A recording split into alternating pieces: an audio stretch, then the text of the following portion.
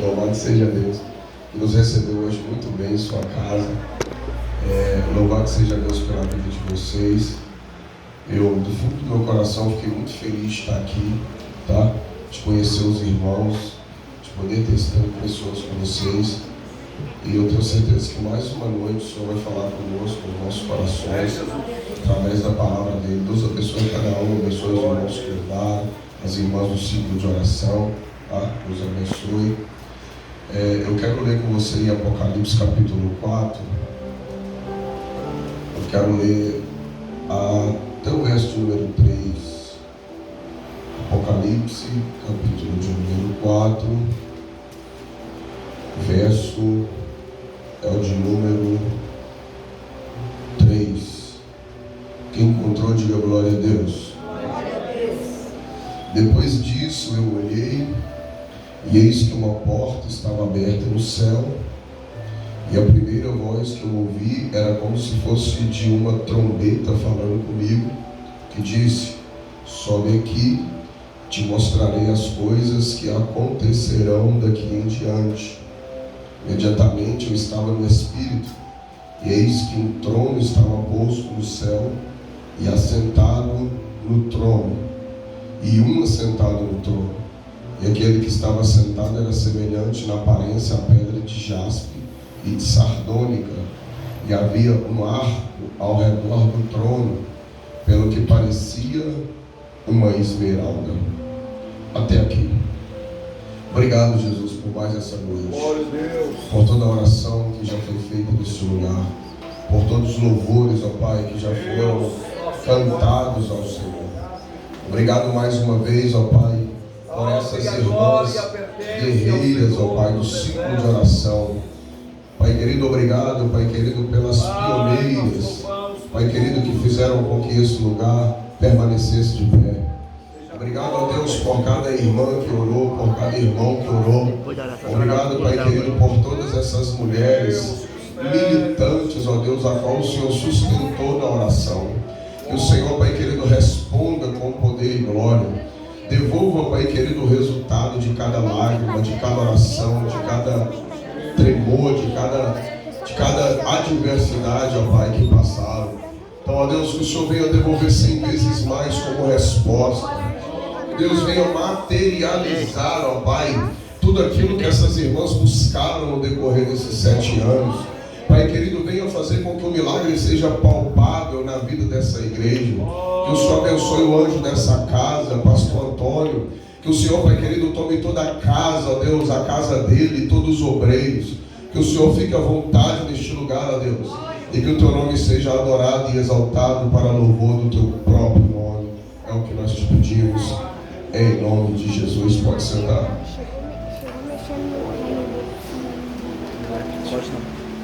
Amados, o livro do Apocalipse, ele é aquele livro um pouco difícil, ou bastante, para muitos, de ser interpretado, porque justamente é uma revelação que João tem. Então João, ele é o único discípulo que morreu por morte natural. E quando ele já estava avançado em idade, em sua velhice, ele é colocado numa ilha chamada Patmos. E nessa ilha chamada Patmos, ele é esquecido lá. Ele é abandonado junto com outros prisioneiros, que ele teria que fazer de tudo para sobreviver, e mesmo debilitado em idade. Certa feita, João, no verso 2 que nós lemos, certa feita João, ele está em espírito. E esse espírito que a Bíblia fala que ele está, é um espírito com E minúsculo. Dá-se a entender que João, aparentemente, ele estava em um período de oração, ele estava em um período de separação, de intercessão. Mesmo isolado na ilha de Patmos, ele orou, ele buscou a Deus, ele acreditou que Deus poderia fazer alguma coisa, e ele ainda separava um tempo para o Senhor. No capítulo 4, a Bíblia fala que ele ouviu uma voz, como se fosse uma voz de trombeta. E de repente, ele, tomado em espírito, ele viu uma porta no céu. Isso aqui já é um pouco gratificante de ouvir. Por quê? Porque veja bem que para quem Deus separou, Ele não impede que essa pessoa veja o céu por causa de nada. João, ele está isolado, mas ele libera uma palavra dizendo: eu vi o céu. Isso já é extraordinário. Glória a Deus. Porque veja bem que ele está aprisionado. Mas ele está aprisionado, mas Deus ainda descortinou, a ponto de falar com ele assim: olha, eu vou deixar você observar o céu. Eu vou deixar você perceber um pouco do céu. Veja bem que Deus, dos seus escolhidos, Ele não ofusca a visão. Ezequiel, ele está aprisionado na Babilônia no seu primeiro capítulo. E de repente ele está aprisionado na Babilônia, levado cativo. Aí vem um vento, aí de repente ele fala: e eis que eu olhei para o céu, e eu vi também um trono. O mesmo trono que João está falando que ele viu, é o mesmo trono também que Ezequiel viu, para mostrar que esse trono é verdadeiro, e que tudo que tem nesse trono é verdadeiro. Vai existir algo comum dentro dessas duas visões. Quando Ezequiel, no primeiro capítulo, ele viu o céu e ele viu o trono, ele também viu um arco, ele também viu um ser sentado nesse trono. Anos luz na frente, João, exilado na ilha de Patmos, ele vai ouvir uma voz como de trombeta. E essa voz, ela sai como trombeta. Ela não é uma voz comum. Quando a Bíblia fala que essa voz é uma voz de trombeta, dá-se a ideia que é uma voz diferente, como se fosse uma voz de poder, uma voz aguçada, que chama a atenção, uma voz alta. Então agora ele está na ilha de Patmos e ele ouve essa voz de trombeta.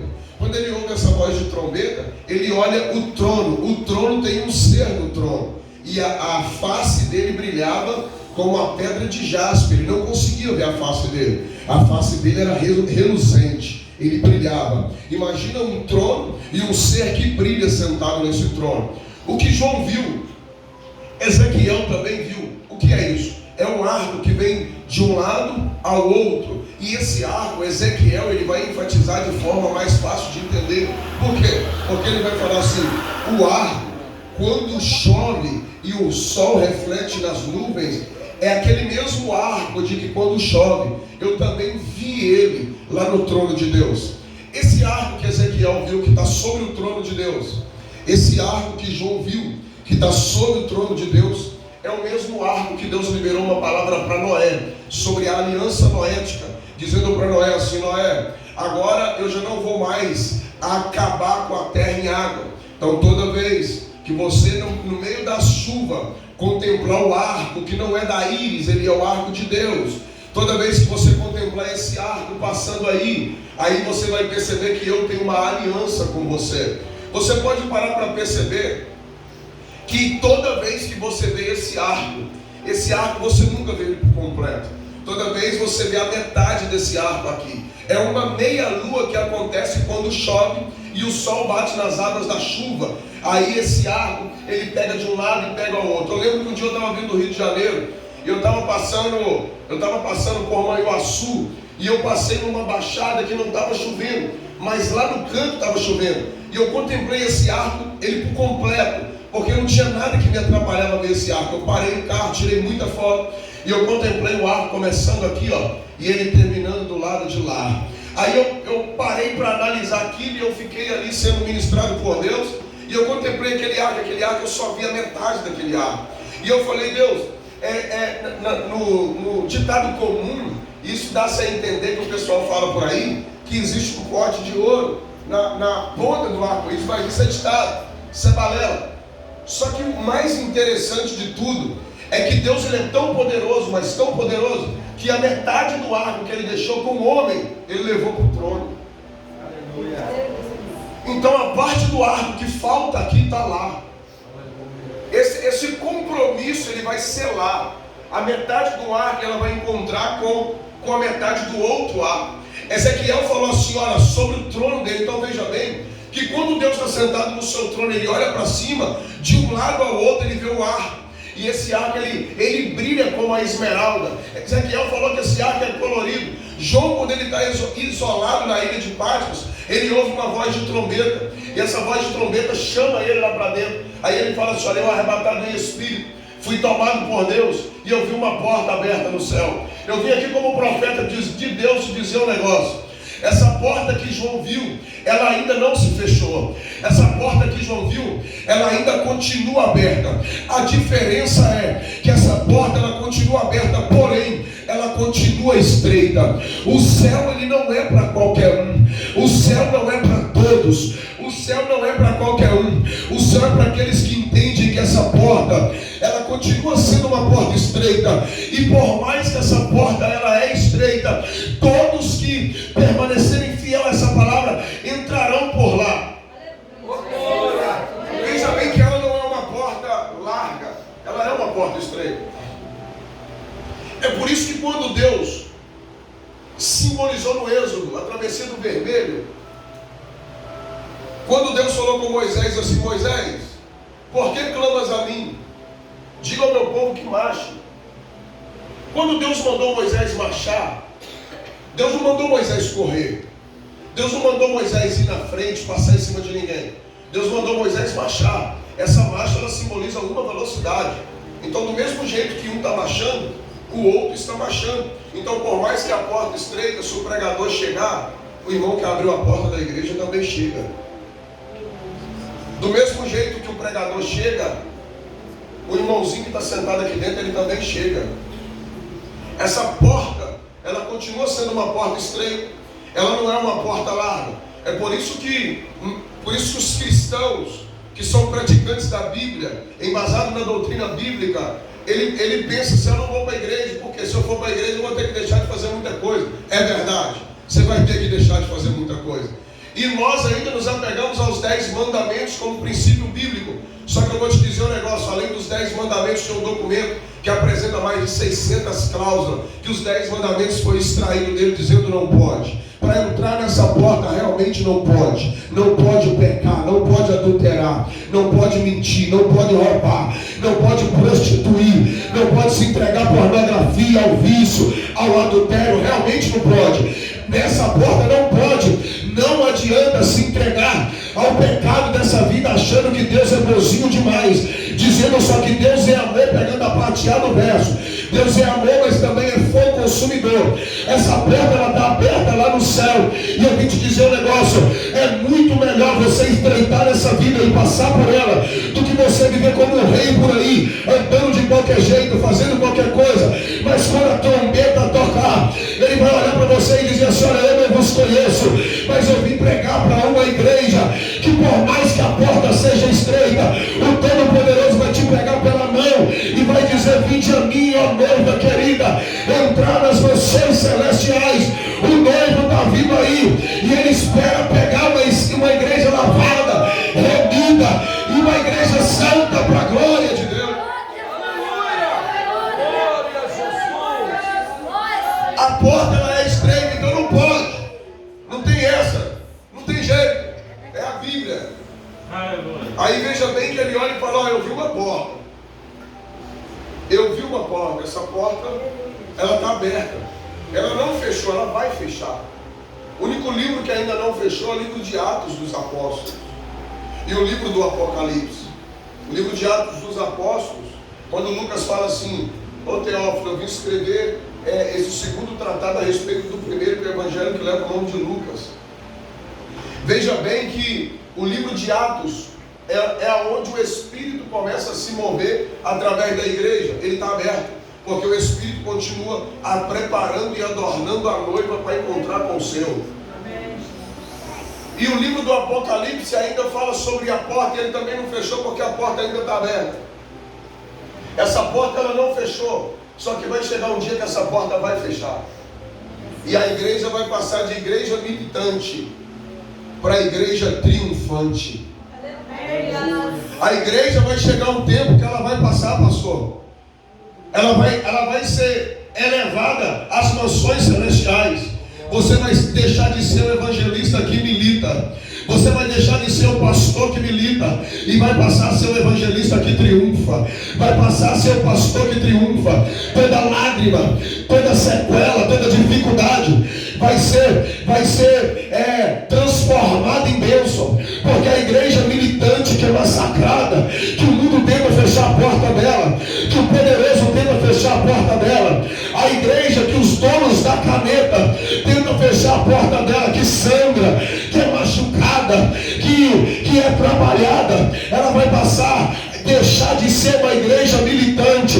Aí o noivo vai estar posicionado lá em cima, dizendo: ó, igreja militante, agora chegou o tempo, tu não vai militar mais, agora tu vai triunfar, a igreja vai governar juntamente com ele em cima. Eu vim te dizer que a porta do céu, ela continua aberta, você será promovido já já. A igreja militante para a igreja triunfante, tu vai triunfar. A noiva do Cordeiro há de encontrar com o noivo, e as botas do Cordeiro, as botas do Cordeiro vai acontecer.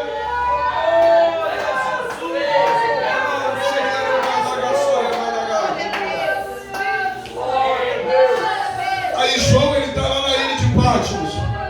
Aí de repente ele olha para o céu e fala: tem uma porta. Por quê? Porque na ilha de Patmos ele não vê porta.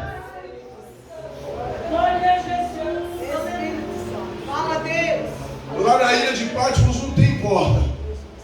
Mas ele olha para o alto e ele vê a porta. Nós não temos escape aqui. Nós não precisamos de esperar nada daqui.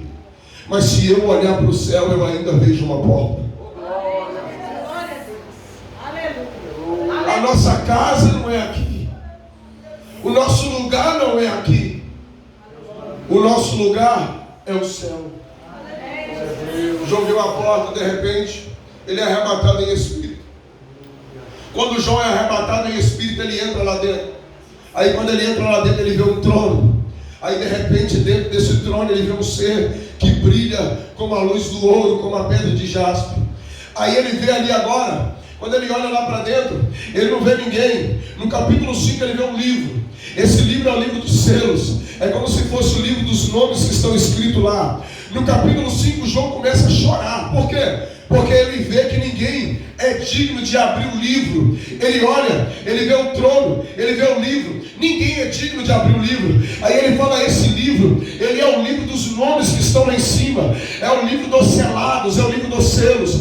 Aí de repente ele fala: eu chorei. Por quê? Porque eu não vi ninguém que é digno de abrir esse livro. Só que de repente os anciãos que estão ladeados ao trono de Deus, eles vão pegar na mão de João e vai falar: João, vem cá que eu vou te mostrar. Aí João vê um cordeiro. O cordeiro, ele está à direita do Pai, com um aspecto de como se tivesse sido morto, porém ele estava vivo. João viu aquele cordeiro que passou no madeiro, mas morreu na cruz do Calvário. Aí de repente do trono ele percebe, alguém fala com ele aqui: ó, esse aqui é o cordeiro. Ele é digno de abrir o livro do selo e fechar o livro do selo. Ele é digno de escrever o nome e apagar o nome. Por que isso? Porque nem quem estava sentado no trono era digno de abrir esse livro. Era só o cordeiro que estava à direita lá. Aleluia.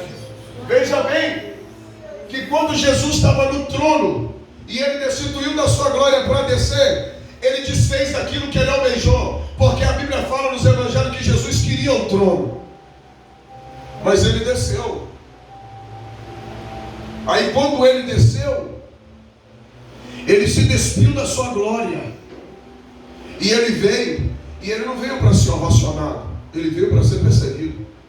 Ele veio para morrer na cruz do Calvário. Ninguém esperava que o rei dos judeus entraria em Jerusalém sentado numa jumentinha. Aí agora, ele vem, e ele vem para morrer. Quando ele é pregado no Calvário, e os cravos na mão simbolizam a igreja, aí agora, Deus, ele respeita tanto o princípio, mas tanto o princípio, que ele falou: quem foi lá escrever o nome daquele povo no livro da vida não foi eu, foi ele. Esse cordeiro, ele é como se tivesse sido morto. Aí João vê um cordeiro que ele era digno de abrir o livro. Nem Deus abriu o livro. Por quê? Porque Ele não tirou a autoridade do seu Filho, que veio pagar o preço para que nomes foram escritos lá. Então por isso que o Cordeiro é que era digno de abrir o livro. É esse Cordeiro agora que está à direita do Pai que era digno. Aí é que João vai falar assim: ufa, até que enfim alguém pode abrir esse livro. Vai chegar um tempo que esse livro vai ser aberto. Aí na hora que ele for aberto, ele vai falar assim: Átila, seu nome está aqui, pode entrar. Pastor Antônio, seu nome está aqui, pode entrar. Missionária Josiane, teu nome está aqui, pode entrar. Missionária Sônia, pode entrar, teu nome está aqui, pode entrar. E embaixadores de Cristo, teu nome está aqui, pode entrar. Igreja de Caratinga, teu nome está aqui, pode entrar. Vai chegar um tempo que esse livro ele vai ser aberto. Aí sabe o que vai acontecer? O ateu vai perguntar se o nome dele está lá. O macumbeiro vai perguntar se o nome dele está lá. O cientista vai perguntar se o nome dele está lá. O presidente da república vai perguntar se o nome dele está lá. Se o irmão que limpa a igreja, o nome dele vai estar lá. Quem está lá sentado na cadeira principal do Brasil, se o joelho dele não se dobrar, o nome dele não vai estar lá. Não adianta poder aquisitivo. A igreja tem que se converter dos seus maus caminhos e do seu pecado, porque o livro do céu será aberto, e se o nome não estiver lá, não entra. Maravilhoso Deus, aleluia, glória. A Bíblia fala que vai chegar um dia que todo joelho vai se dobrar.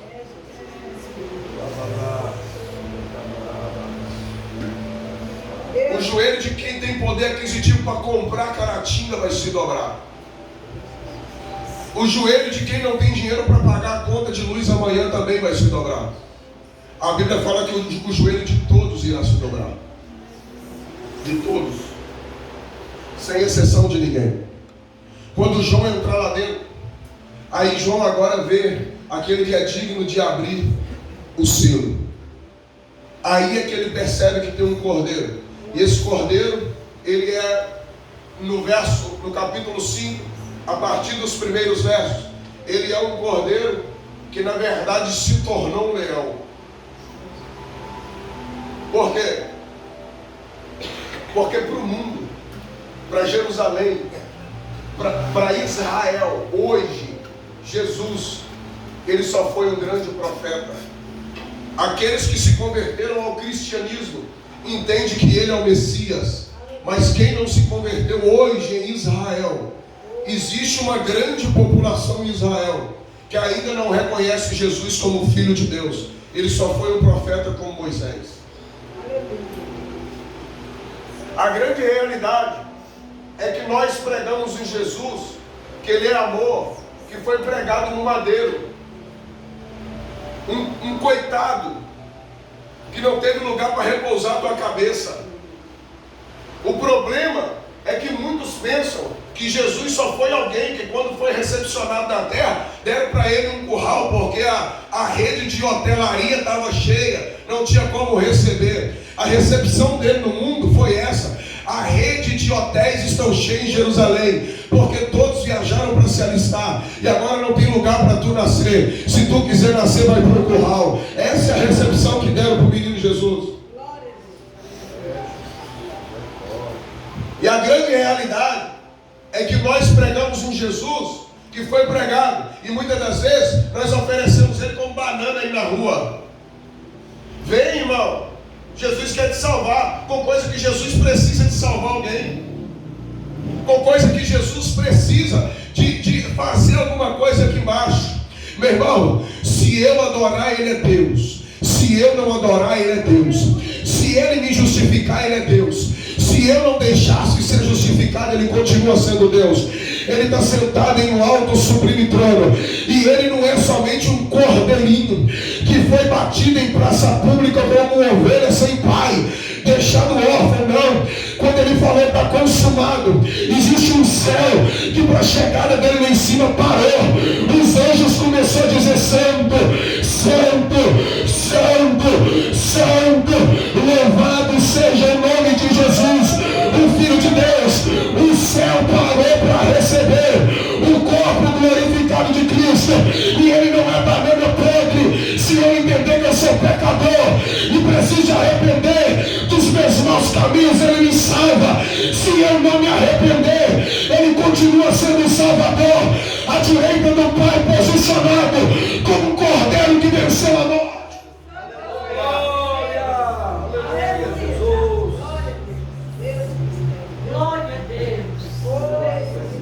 Aí o problema é que a gente oferece um Jesus que morreu, não morreu.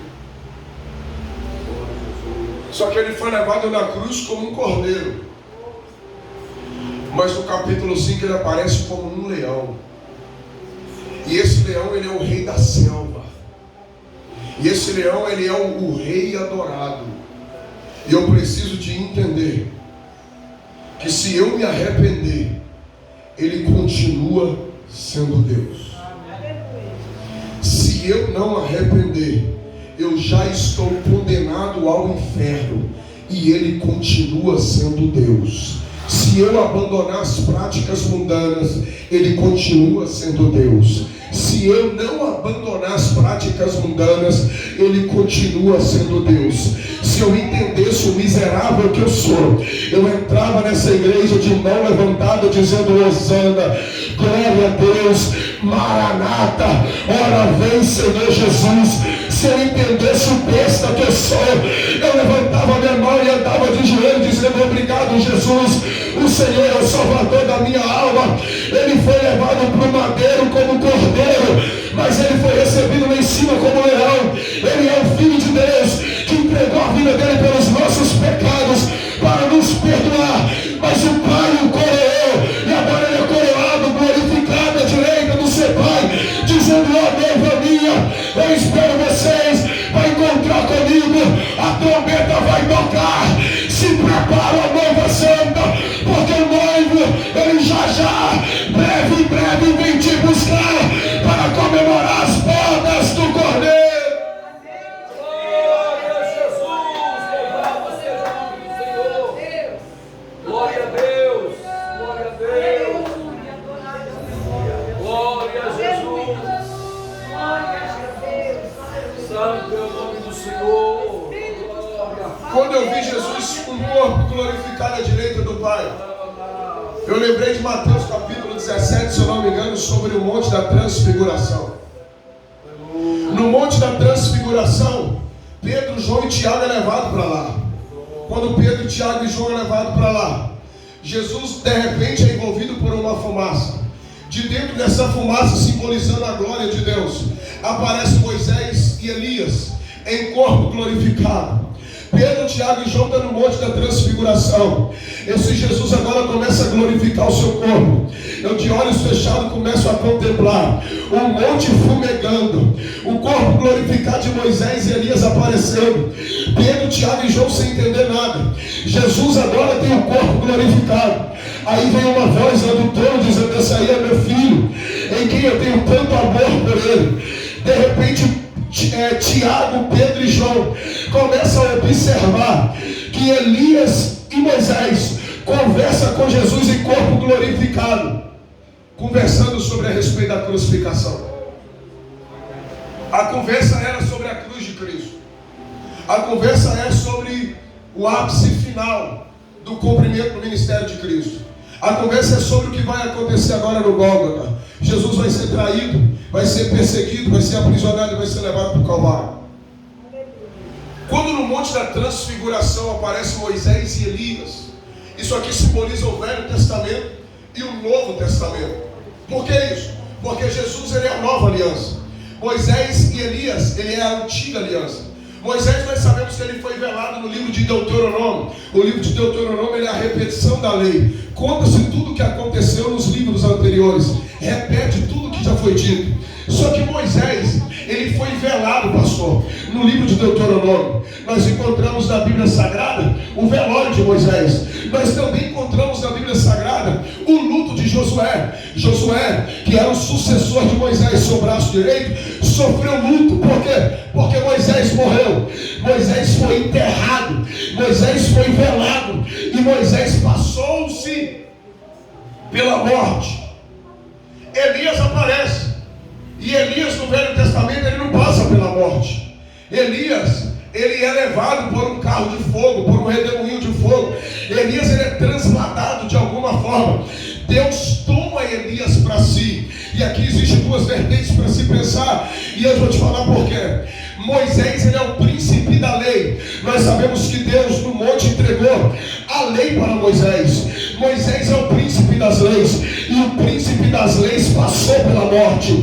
Elias não. Elias, ele é o príncipe dos profetas. E o príncipe dos profetas, ele não passou pela morte. Paulo, quando foi escrever a segunda carta aos Tessalonicenses, explicando para os crentes de Tessalônica sobre aqueles que dormiram, ele vai falar sobre os crentes que morreram, os crentes que dormiram no Senhor, aqueles que foram velados. Teve velório a respeito do corpo no caixão, e ele vai falar assim: olha, eles morreram. E a respeito dos que dormem, quando Paulo vai escrever, ele diz assim: fica tranquilo, porque quando a porta do céu for fechar, antes disso, quando o noivo vier, ele vai descer debaixo desse céu. Debaixo desse céu agora vai acontecer uma reunião. E a reunião que vai acontecer é: os que dormiram no Senhor, eles ressuscitarão primeiro. Aquele ente querido, que o nome dele está escrito no livro da vida, mas dormiu, sabe o que vai acontecer? Os sepulcros serão abertos, o corpo dele será glorificado. E quando Paulo escreve aos Tessalonicenses, ele diz assim: ó, o cordeiro não vai pisar na terra, essa terra manchada, essa terra suja de sangue, essa terra manchada de pecado. Ele não vai descer, ele vai vir debaixo desse céu, e os que dormiram no Senhor serão glorificados. A igreja vai contemplar crente sendo glorificado e subindo. Os que dormiram no Senhor, que estão descansando agora no seio de Abraão, eles vão ser glorificados. Paulo, escrevendo aos Tessalonicenses, ele diz que a festa vai acontecer aqui, ó, nos ares. A igreja vai ver isso. E eu prego acreditando do mesmo jeito que eu estou vendo que esse blazer aqui, ele é marrom, ele é bege. A igreja vai contemplar os que dormiram no Senhor. Só que tem uma geração que não vai dormir. Tem uma geração que é a geração dos acordados. Quando Elias e Moisés aparecem no Monte da Transfiguração, Moisés representa a lei dormiu. Jesus veio cumprir a lei, ele não veio abolir a lei, ele veio cumprir a lei. Moisés, sendo príncipe da lei, ele dormiu, ele dorme no Senhor. O corpo dele ainda será glorificado no arrebatamento da igreja. Ele irá subir no arrebatamento da igreja. Agora, olha para cá. Moisés, representando a lei, ele dormiu. Agora Elias não dormiu. Elias representa os profetas. Elias representa a profecia. Existe uma geração dos que dormiram. Agora existe uma geração dos acordados. Eu ainda até então pertenço à geração dos acordados. Que geração é essa? É a geração que continua profetizando. É a geração que continua com a profecia queimando no coração. É a geração que ainda continua dizendo: ó, o noivo vai vir aí, o noivo está chegando aí. É a geração que não vai dormir. É a geração que será tomada a força pelo céu. É a geração que o Todo-Poderoso vai pegar na mão e vai transladar o céu. Existe uma igreja que vai contemplar o dia do arrebatamento. Existe uma igreja que vai contemplar o grande e terrível dia que Joel profetizou. É quando Deus pegar na mão da igreja e vai dizer: vinde a mim, arrependida do meu Pai. Eu faço parte da geração que ainda está acordada, aquela que profetiza dizendo: a profecia de Isaías ainda está de pé, a profecia de Ezequiel ainda está de pé, a profecia do Senhor Jesus ainda está de pé. A igreja militante profetiza dizendo: o noivo está vindo aí, conserta o que tem que consertar, porque a profecia vai cumprir.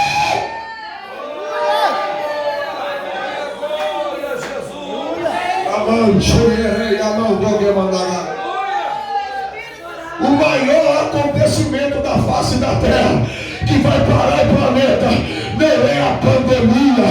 O maior acontecimento que vai parar a terra não é a morte da rainha Elizabeth, é o noivo do Cordeiro abrindo as comportas do céu, sentado em um cavalo branco. Os seus olhos é como chama de fogo. Ele vai descer, ele vai vencer a morte, vai pegar os que dormiram e vai dizer acorda, vai pegar os acordados e vai dizer vem, a profecia vai cumprir. Jesus vai arrebatar a igreja.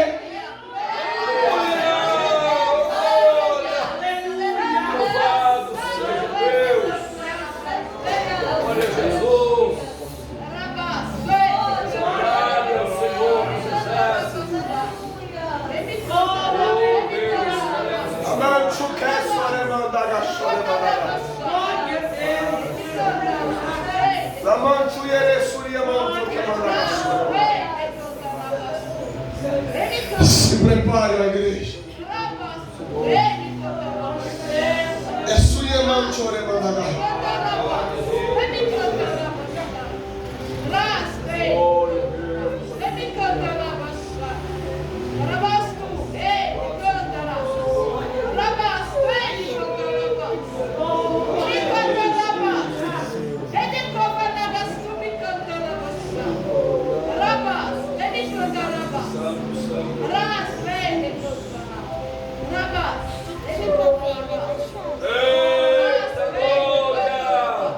Meu Deus! Aleluia! Glória a Jesus! Quero solar, Deus, entrando por esta porta. Glorificando o seu maravilhoso nome. Oh, glória a Deus! Se prepara, ó amada minha. Vocês não são dessa terra. Vocês irão contemplar a glória. Eu tenho uma aliança com vocês. Uma parte dessa aliança está aqui comigo para me não esquecer do que eu falei. Eu vou buscar vocês, ó igreja. O dia do arrebatamento ele está próximo. Não é tempo mais de vaidade, é tempo de compaixão. A trombeta já vai tocar e a igreja tem que estar preparada. Ele está mandando dizer que ele vem. O dia do arrebatamento da igreja está próximo. O dia do arrebatamento da igreja está chegando. Conserta a tua vida, porque Jesus vai buscar uma igreja lavada, remida e perdoada. Glória a Deus! Aleluia, Jesus! Exaltável é o nome do Senhor dos exércitos. Glórias a Deus! Aleluia! No Monte da Transfiguração existe uma geração que dormiu. No Monte da Geração, no Monte da Transfiguração, existe uma geração que está acordada. Quando Paulo vai escrever aos Tessalonicenses, existe um acontecimento que vai parar a terra. E esse acontecimento não será mais aqui.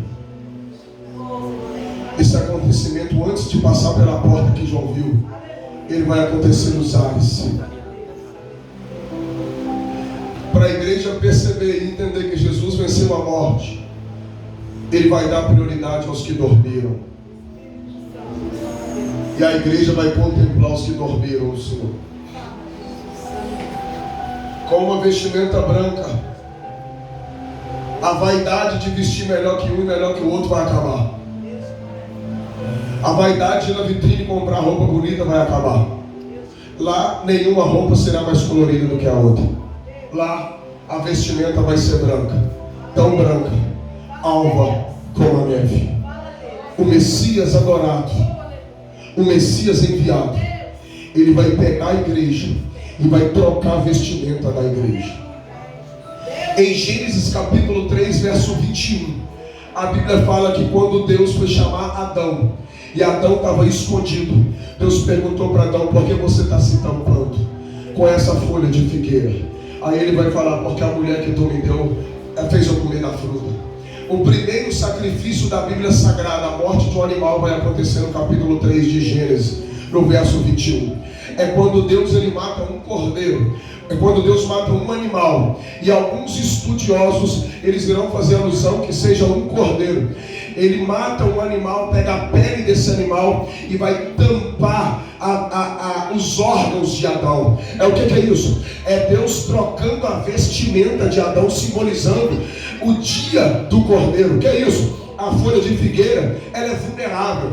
A folha de figueira é a área da justificativa. Por que você está com essa folha da figueira? Eu estou com essa folha da figueira porque a mulher que tu me deste. Aí quando Deus chegou na mulher, ele vai falar assim: é porque a serpente que o Senhor colocou no jardim aí, é ela que me seduziu e fez eu comer. Aí Jesus vai falar: então agora eu vou trocar essa vestimenta, a vestimenta da folha da figueira, para a pele do animal. O animal vai cobrir o erro de Adão. Aí Deus vai transmitir agora uma transferência da consciência de Adão, da área para a justificativa para a área do arrependimento. No dia do arrebatamento não adianta se justificar. No dia do arrebatamento não adianta querer se explicar. Nós temos privilégio de ter tempo de até o arrebatamento da igreja nos arrependermos. Para Deus, no dia do arrebatamento, não vale justificativa. Para Deus, no dia do arrebatamento, por causa do seu filho, que ele matou na cruz do Calvário em prol dos nossos pecados, ele só aceita arrependimento. É só arrependimento. Sem arrependimento não tem jeito. E eu preciso de me arrepender dos meus maus caminhos. Eu preciso de me arrepender dos meus pecados. Eu preciso de me arrepender do que eu já fiz. Eu preciso de me arrepender para me encontrar com Ele lá e entrar por essas portas. Se prepara a igreja para encontrar com o Senhor teu Deus. Se prepara a igreja para encontrar com o Senhor teu Deus. Se prepara, ó igreja, para encontrar com o Senhor teu Deus. Coloca sobre os seus pés em nome de Jesus. Já coloca se preparando.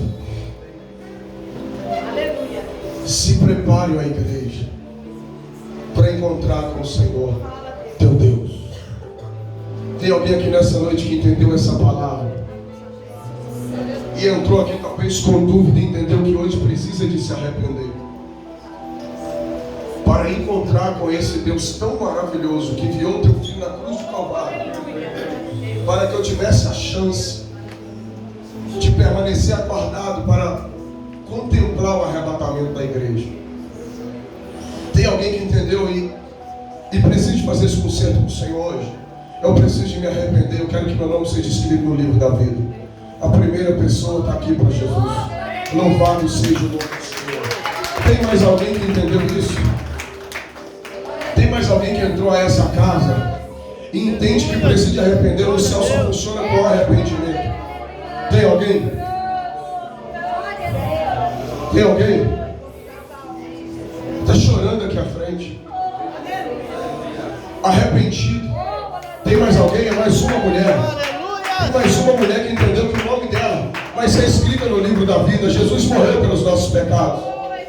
Louvado seja o nome do Senhor. Tem mais alguém?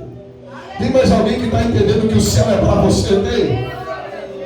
Jesus, ele derrama arrependimento hoje. Está chorando aqui, ó.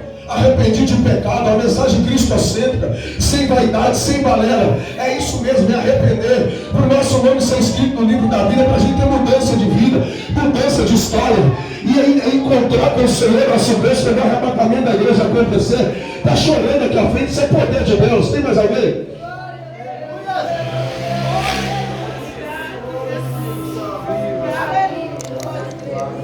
da vitória, Jesus, da glória, Povo de Deus com as mãos levantadas, a igreja com as mãos levantadas, nosso Deus e nosso Pai.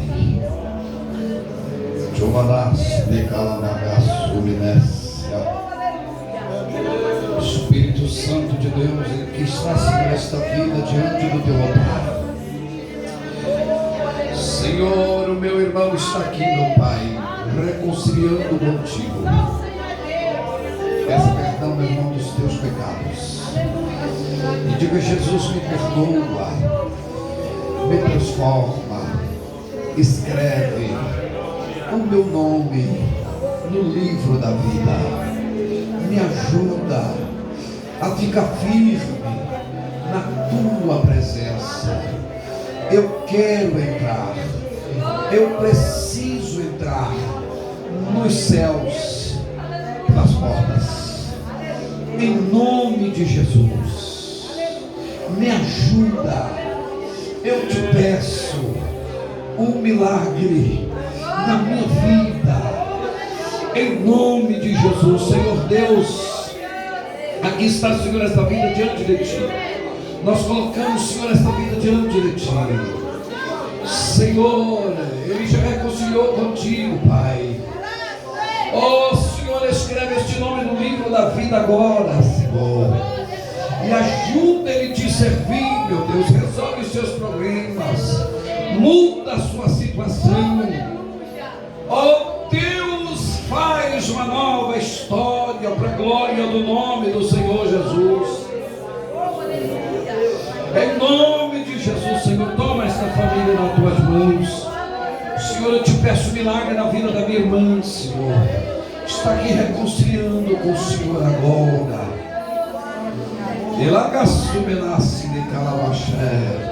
As irmãs do Ciclação podem vir à frente aqui orar com a irmanente. Em nome de Jesus. As irmãs do Ciclação vêm aqui pôr as mãos sobre a vida desta mulher. Ela precisa de vencer suas batalhas. Ela precisa de vencer os seus problemas. Suas situações precisam ser mudadas. E quem muda é o Senhor. E Deus está criando no seu coração agora força, arma para ela vencer em nome do Senhor. Deus dá estratégia a esta mulher para te servir.